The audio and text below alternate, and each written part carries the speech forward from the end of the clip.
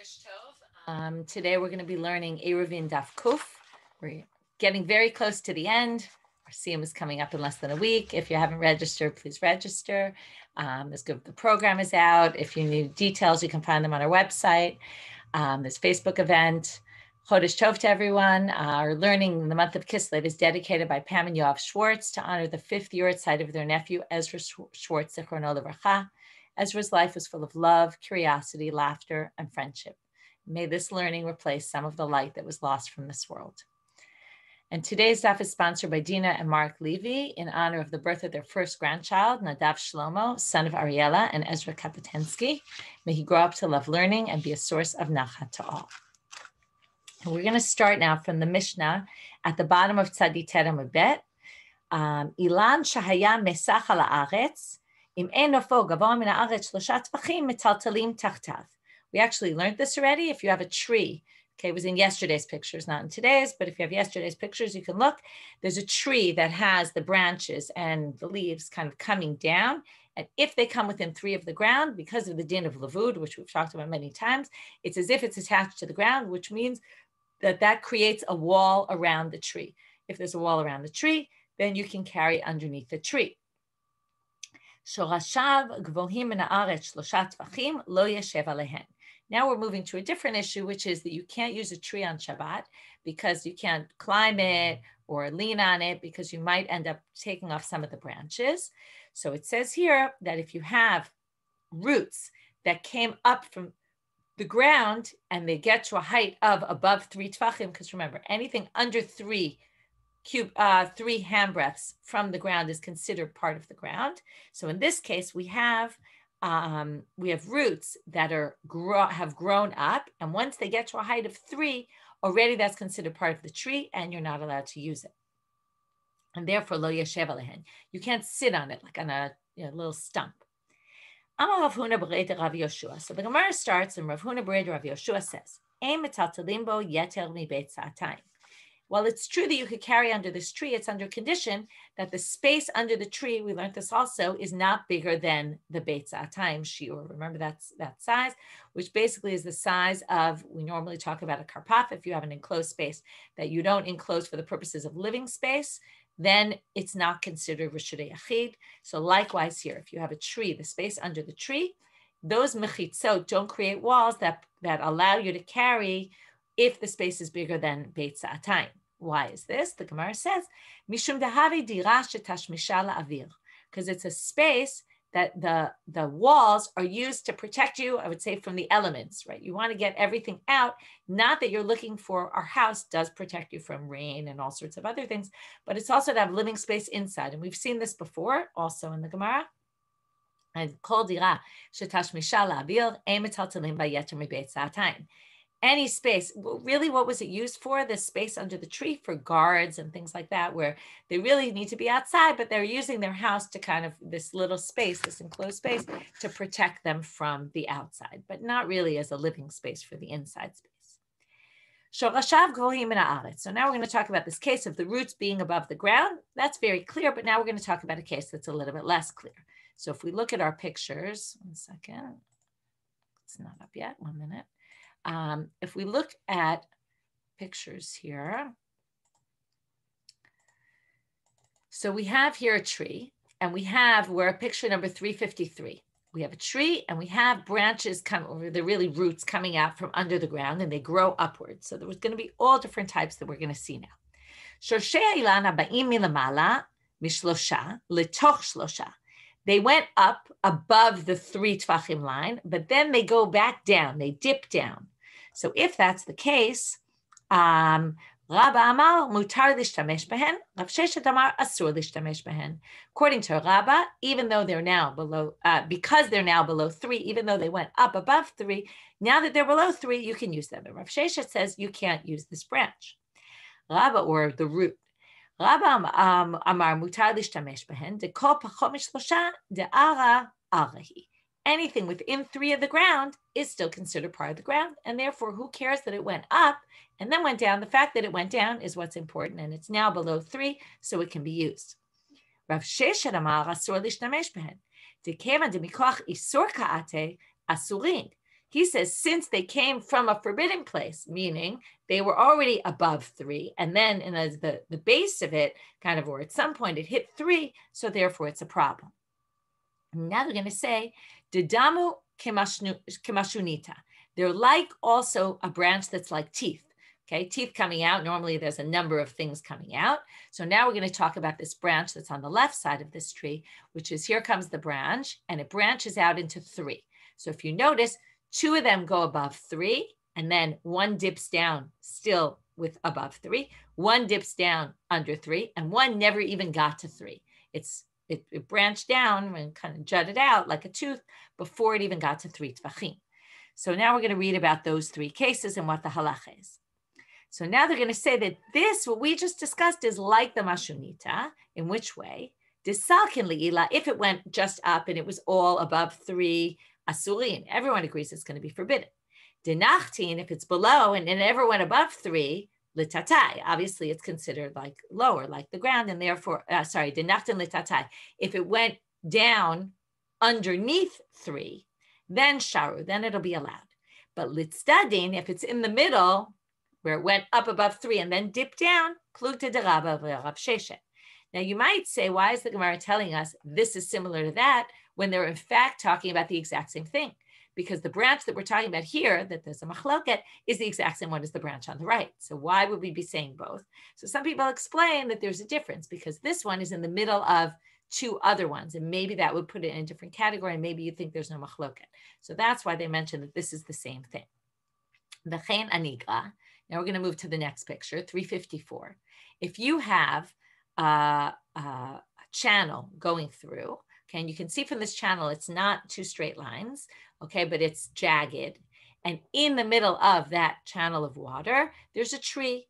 And the tree, it's a little, this picture's not the greatest picture. The Schottenstein has a little bit of a better picture, where the sides of the tree jut out into those holes, basically, like where it goes out a little bit, where the channel goes out.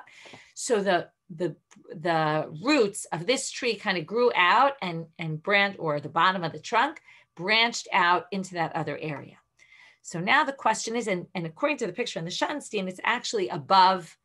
It's above this, it's kind of like on the ground, rather than there's a channel, then it's deep, and the tree is actually much deeper than that. So the question is going to be, where do you measure the 3 cubits, the 3 handbreadths from? Do you measure it from where the bottom of the tree is? Or since these parts that jut out are kind of sitting on the side, or maybe the bottom is covered by the side and you only see the top part, do we measure from the top? So what they're going to say is that Rabbah, who basically said that we're going to count this less than 3 as part of the ground, he's going to basically say, we're only going to count 3 from the higher part, okay? And therefore, it's within 3 of the higher part. And Rav Sheshet is going to say we count it actually from the ground. V'chein b'keren zavid. And the same thing if you have a tree growing in the corner in between 2, they don't have a picture of this, but also the Schottenstein has a picture. You have 2 walls, and in the corner, they meet, and there's like a tree kind of grew into the corner of these 2 walls. So again, do you count from the top part, and it has to be 3 tvachim from the top part, where the top of the wall is, kind of the part that's noticeable to you, or do we count it from the bottom? So here again, we have the same machloket Rabbah and Rav Sheshet. Hahi dikla dehavala Abaye. Okay, we'll go back to the pictures now. There was a dekel tree, a palm tree that Abaye had. That it's a little bit weird. It was inside his house, and it went up. There was a skylight in the roof, and it went through there, a sky like a window, and it went through there, and it grew up out. Ata the kamed Rav Yosef v'shari, he allowed it. What he said is this is allowed because if you look at the picture, it says that the height of the tree that came out above the ceiling was less than 3. So because of that, he allowed this. He said you can use this tree because it's not really a tree, because only 3, less than 3 juts out from the ground. Now it's not really the ground, it's the ceiling. But that's basically all you see, right? That he's saying we count from there. So Amar Rav Acha bar Tachlifa desharalach kerabba sharalach. He must be permitting this like Rabbah, because again, Rav Sheshet would say we count from the floor of where the trunk of the tree is, which was obviously much lower than 3. So the Gemara says, Pshita, but isn't this obvious? Why are you telling us this? So they say, Ma'u detema afilu l'Rav Sheshet. Beit hakeman demal yadame. Do you remember we had this whole thing that a house is considered as if it's full, meaning that it's as if you filled up every space in the house, and therefore the tree, if the house is all full, then really you don't count from the bottom trunk, you count from the top part. So and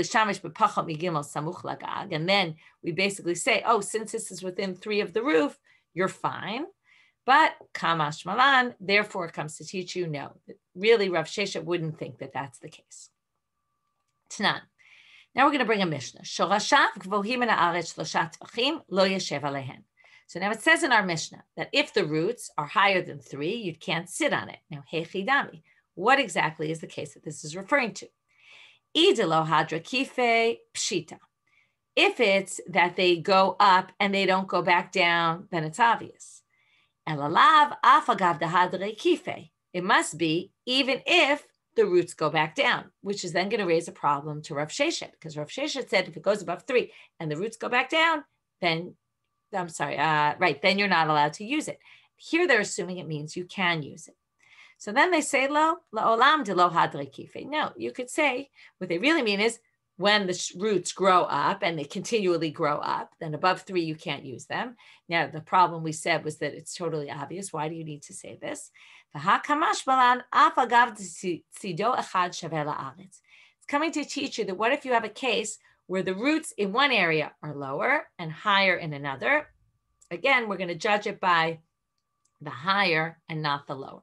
Okay, so that's how they're going to explain that case. Tanu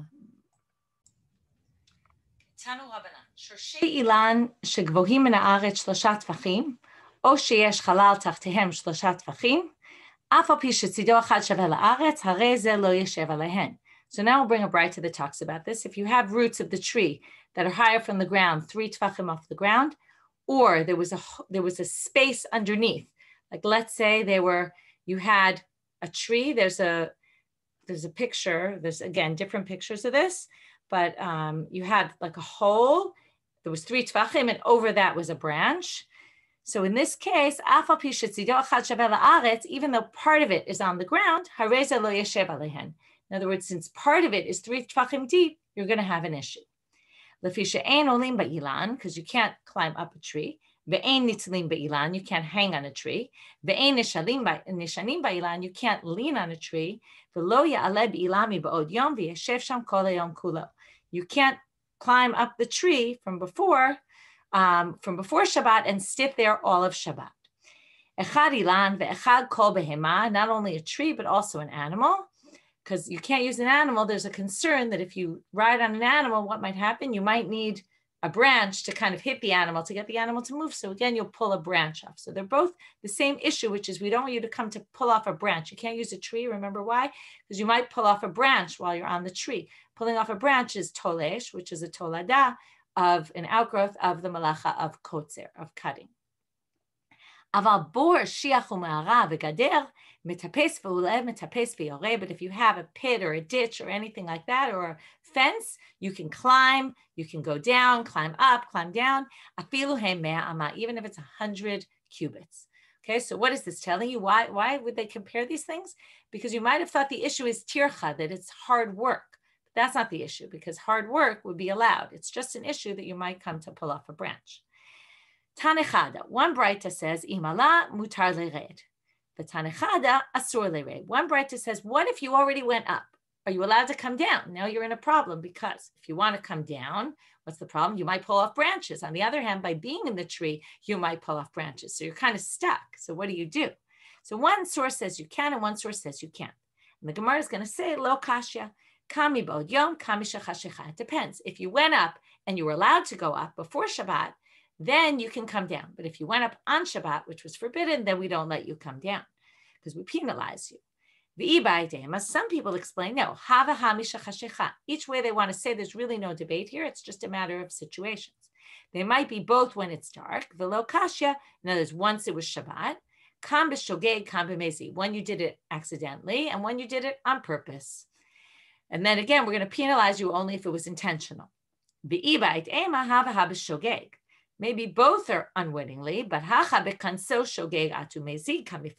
maybe they do have a debate. And the debate is, do we penalize you if you did it unwittingly, because maybe you'll come to also do it on purpose. So Mar Savar Kansina and Mar Savar Lo Kansina. The one who allows it says we penalize you. The one who doesn't says we don't. Amar Rav Huna b'reit Rav Yoshua. Kitanai. He says it's a machloket tanaim. Hanitanim b'matana achat shenitaru b'nitanim matana achat. Yinatnu b'matana achat. Okay, to understand this, you have to know some background, which is some sacrifices you had to sprinkle the blood on one corner of the altar, and some you had to sprinkle it on four corners of the altar. So there's some, let's say you have blood from one animal you sacrificed that's supposed to be sprinkled on one corner, and it got mixed with blood that's also supposed to be sprinkled on one corner. So obviously, what do? You take the blood that got mixed together with the other blood and you sprinkle it on one corner. And if you have matan arba, but matan arba, what if you have one that was supposed to be sprinkled 4 times, another has supposed to be sprinkled 4 times? So, tnu b'matan arba. So then it gets 4. Matan arba b'matan chat. What if you have, though, of one that's supposed to be sprinkled 4 corners and one that's supposed to be sprinkled on 1 corner, and they get mixed up together? So Rabbi Eliezer Omer, yinatznu b'matan arba. You do it 4 times, right? Which makes sense because you want to, at least the one that's 4 then gets done 4. Rabbi Yoshua Omer, yinatznu b'matan achat. No, you go minimal, only 1. Amar Rabbi Eliezer, harehu over al bal tigara. But wait, you're taking away. You're doing less than. You're not allowed to do less than what you're commanded, because the one that's 4 only gets done in 1 corner. That's a problem. Amar Rabbi Yeshua, harehu over bal tosif. But if you do 4 on the one that has to only be on 1 quarter, you're adding to that one. So Amar Rabbi Eliezer, lo amru ela kashu b'atzmo. He says, no, only bal tosif if it's by itself. So Amar Rabbi Yeshua, lo nemar bal tigara ela kashu b'atzmo. What do you mean? It's the same. I could say the same to you. In other words, you could say that doesn't make any sense that you're using that as your excuse. When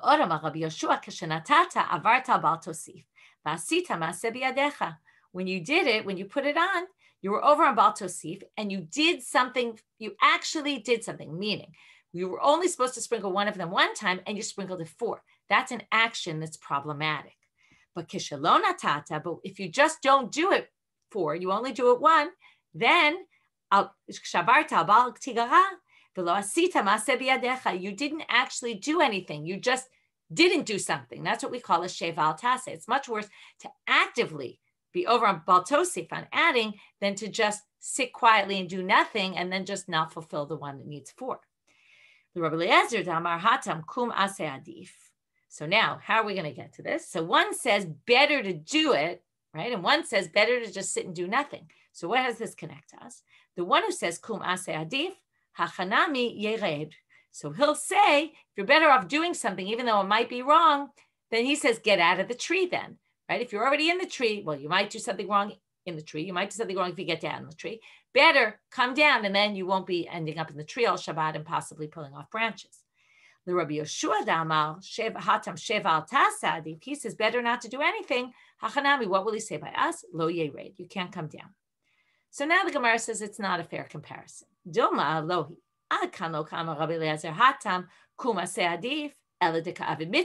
Because you were doing a mitzvah. There, you're better off doing it because you're fulfilling the mitzvah of sprinkling 4 times. It's no mitzvah to get out of the tree. So maybe he would say you actually don't get down. He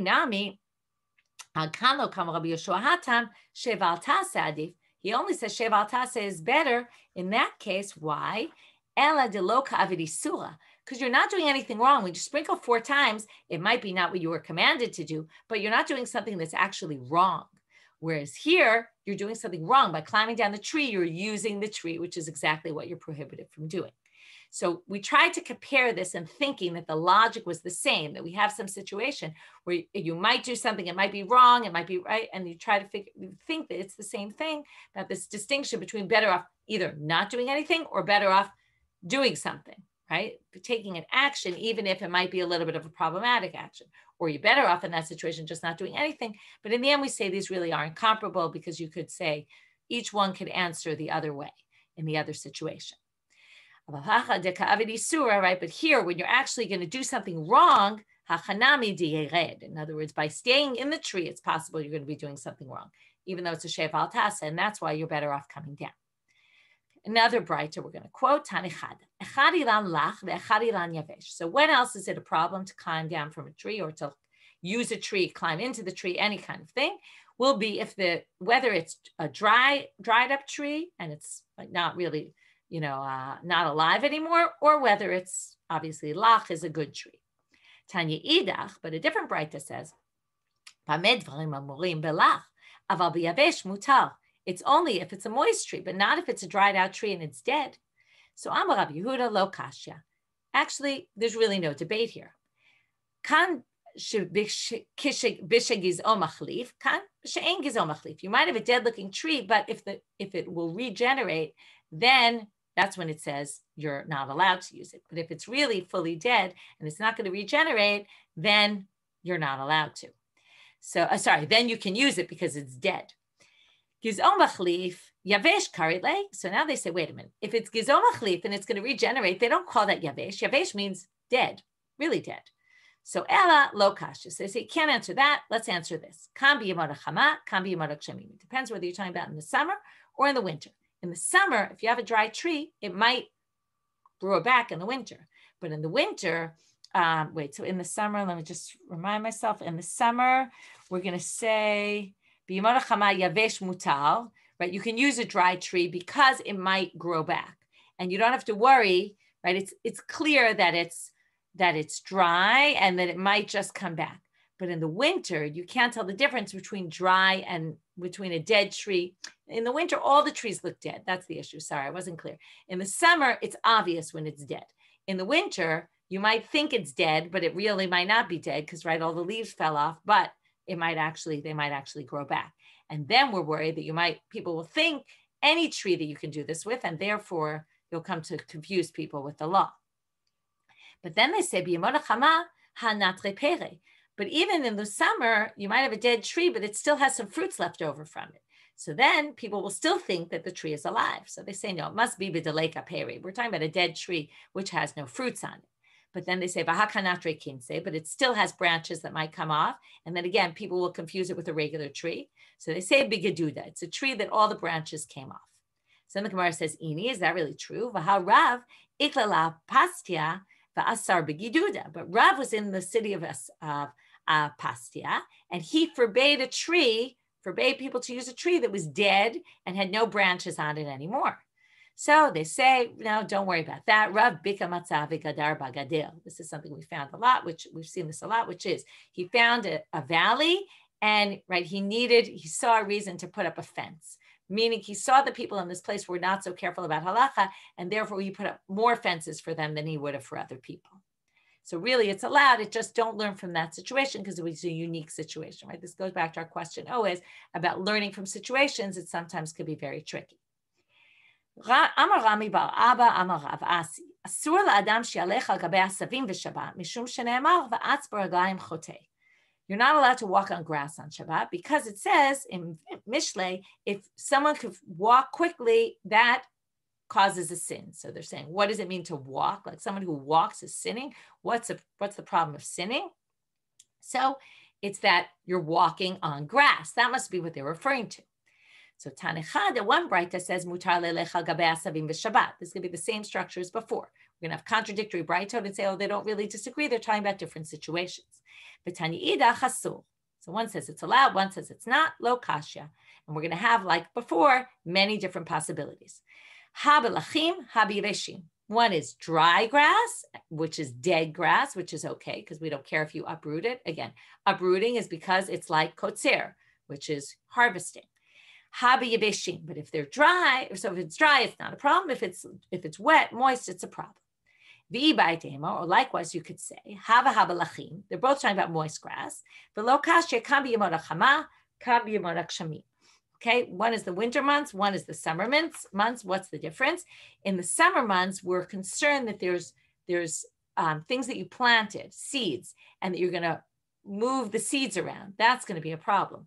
Whereas in the winter months, there's no seeds in the ground, so therefore we allow you to walk on the grass. Alternatively, you could say hava yamot hachama, which theoretically should be problematic. The lo kashya had to see a misane, had to lo see a misane. If you're wearing shoes or you're not wearing shoes. If you're wearing shoes, there's not much of a concern. If you're not wearing shoes, we're worried that the grass will get entangled in your feet and it'll be a problem. You'll pull it out with your feet, with your toes. Maybe it's all when you take your shoes off. It could be how intertwined, how long and entangled it is the grass.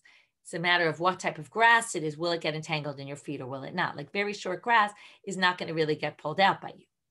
If that wasn't enough possibilities, here's more. So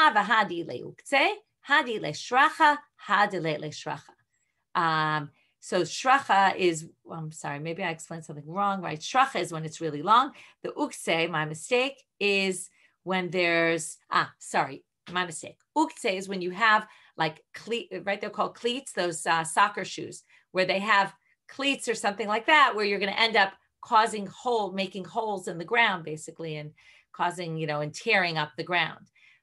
And that was that one. And the shracha was what I said before, which is that the grass is long. But if you recall, this whole sugya is irrelevant because ha'idna dekaimalan Rabbi Shimon kulu shari. But this whole thing is what we call davar she'eino mitkaven, which I see, Shoshana, that you obviously asked. I know you always ask about davar she'eino mitkaven. Yes, it's all davar she'eino mitkaven. And we paskin like Rabbi Shimon, that if you didn't have intent to pull the grass out, it doesn't matter. You're allowed to do it, as long as it doesn't benefit you or it's not a psikration. Here, it's not definitely going to happen. And therefore, all these cases are actually permitted. Okay, but the Gemara was obviously going according to Rabbi Yehuda when they asked. Okay, now we're getting totally off tangent from here at the end of the page. And this is because they quoted the pasuk, Atz b'raglayim chote, which meant if you use your feet, you can sin with your feet. And that's what we said is walking on grass. But now we're going to have a different explanation. So Rami Bar Chama says in the name of Rav Asi, Asur la'adam she'achof ishto lidvar mitzvah. This fascinating statement that the Gemara said it. A man can't force his wife to have intercourse with him. Okay, this is very important. Shene'amar va'atz b'raglayim chote. And they say that's a reference to someone who's using his feet to sin. Okay, he's kind of forcing his way. Okay, he's not allowed to force his wife to have relations with him. As if that wasn't enough to say you can't do it, he tries to put in the fear tactic. If you do it, what will happen? You're going to have sons that are not worthy, right? Because that's always the fear, okay? And it's like a midah keneged midah, right? We're using the having relations, which is supposed to breed children and good children, right? This is going to be a bad result. Amrav Ika, this is very forward thinking of the Gemara to basically address this issue of a man forcing his wife to have relations with him. It's very interesting. Amrav Ika Barchinina, Maikra, what's the pasuk? Well, where did they learn it from? From that pasuk, Atz B'raglayim Chote, the beginning of that pasuk, and that already proved this shows this is the issue. But now before that, it says Gam below da'at nefesh lo tov. If you do it without her knowledge, meaning without her wanting to do it, nefesh lo tov, you're going to produce a nefesh, a soul that's not good. Tandinami hachi, another braita to support. Gam below da'at nefesh lo tov, quotes the pasuk, Zeh kofeish tol lidvar mitzvah. The Atz b'raglayim chote, this drasha uses that to explain something different. Zeh bo'el v'shoneh. This is if you have relations with your wife twice in one night, or one right after the other. So now the Gemara says ini, right? And the reason is, again, it's protecting the woman. There's all sorts of Gemaras that talk about protecting the woman in the bedroom, okay, from things the husband might do that are not pleasant for her. And this is just unpleasant for the woman. It requires more energy from her. It's not a pleasant thing for her. So therefore you can't do it. So then they say, wait a minute, is that really true? If you want to know the secret, how do you know to have male children? Because remember, they always wanted male children. You should do this, right? Have sexual relations twice in one night. Lo kashya, so they say, oh, no, that's different. Kan ledat, kan shelo ledat. In other words, if she's willing, then it's a good thing. But if she's not willing, then you're not allowed to do it, which again shows how important what the woman wants factors into things. Amar Shmuel bar Nachmani Amar Yochanan. Kol isha shetovad ba'ala lidvar mitzvah havya la banim shafilu b'dorosh Moshe lo ayu kmotan. It's seen as a positive thing, which we're going to see in a minute. Maybe it's not necessarily positive, that a woman demands of her husband Now, a husband has to give his wife relations if that's what she wants. That's part of the commitment of marriage according to the Torah.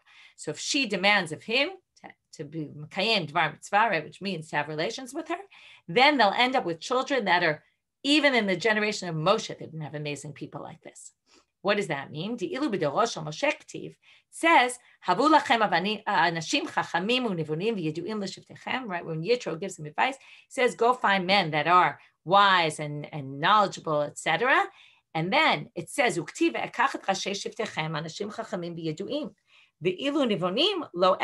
doesn't say, it says, and then Moshe says, and he was told, go find. And then he goes to find, and he only gets chachamim and yeduim, but it doesn't say he found nivonim, which means there weren't people who were nivonim, okay? It's another type of word, right? The binah, knowledge. There's different, what exactly the difference is there's different opinions, but he couldn't find people who were nivonim.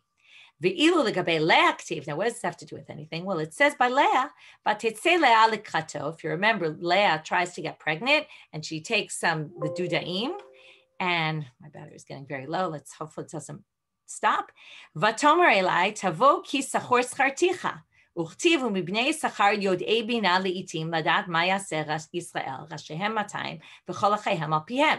So the short of this is that it says that they were Yodei Bina. She got rewarded for being forward about demanding that Yaakov sleep with her.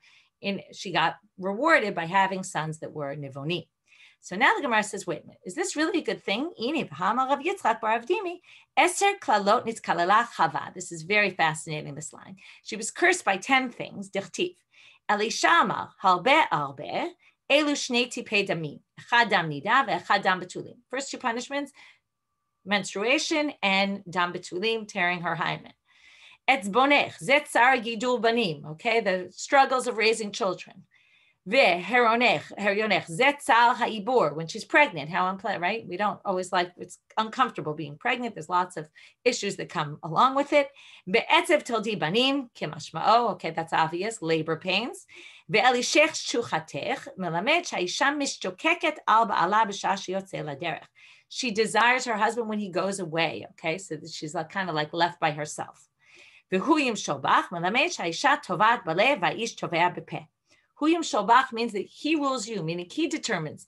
He can say, I want to have a relationship with you, but she can only think it in her heart. She can't really say it. So here you see the opposite. She's not supposed to say that. And then it says here, this is something that's looked at as a good trait of women. And we just said a minute ago that it's good if the woman demands it. So this seems to say the opposite. So Kika Amrinan Demaratzia Artsuye. Okay, this is if right. It's that she doesn't say it. When it said tovat, it doesn't mean she demands it in words. It means she demands it in her heart, which means she does things to kind of get him interested. Okay, that's looked at as a good thing, but it's not looked at as a good thing if she actually says it explicitly.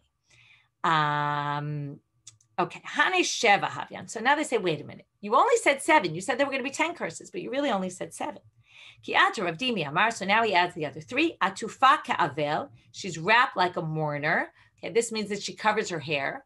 Okay, that's looked at as a punishment. It's interesting. The Gemara looks as this is a punishment. Umunudami kol adam. She's excommunicated from people. We'll have to talk about what that means. V'chavusha bebeit asurin. And she's like she's in jail.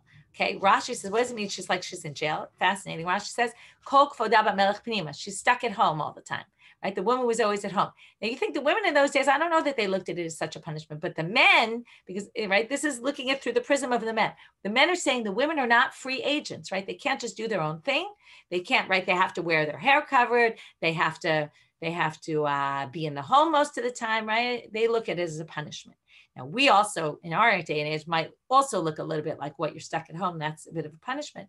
But I'm not sure the women in those days really looked at this as such a punishment. But anyway, it's a lot of food for thought here, but we're going to move on, especially because my battery is going to die. Okay, so let's keep going. So now they say, my menudemi kol adam, what does that mean? If it means she's excommunicated, it means she has to distance herself from people. She can't be in a place alone with a man. Well, he can't be in a place alone with a woman. So it's not specific to women. But she's forbidden to marry 2 men, whereas men theoretically can marry 2 wives, even though that was also frowned upon in the time of the Gemara, but theoretically they could.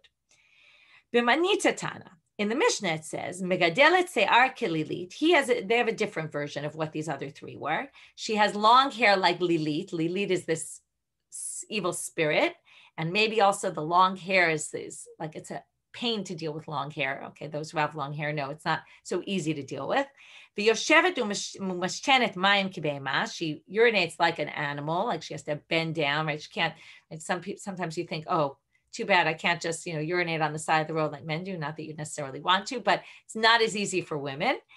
V'na'aset kar leba'ala. This is an interesting one. She's made like a pillow to her husband, which is talking again about relations, because the husband is supposed to be on the top according to Jewish law and the woman on the bottom. And that was looked at as a more sanua kind of way of doing it. And therefore she's like a pillow because she's under him. So that's another. Okay, I just want to go back because I saw something interesting in the chat. Judy said that when the Eruv is down, women are stuck at home. So it also goes back to that thing about women being punished. Think about it like that. V'idach hane shevachula. So now the other person thought that these are good things, right? So, and now we're going to see that urinating like an animal is viewed as a positive thing, not as a negative thing. We're going to see this right now. Milapno behemot aret. I think it's the milapno behemot aret. Ume'of hashamayim yichak menu. As you should learn from the behemot and from the ofot, from the birds and the animals. Milapno behemot zo preda. Learn it from a mule. Shekorat umashtenet mayim. In other words, we can learn this from animals how to do things properly. Theoretically, it's also a much more appropriate way of urinating, to be sitting down rather than standing up. So we can learn that from animals. What does a tarnagol do? And this goes back to where we started. First, it gets the other side interested, and then they have relation, and then it mates. So likewise, that's the way we saw from the beginning. The man shouldn't do it against the woman's will.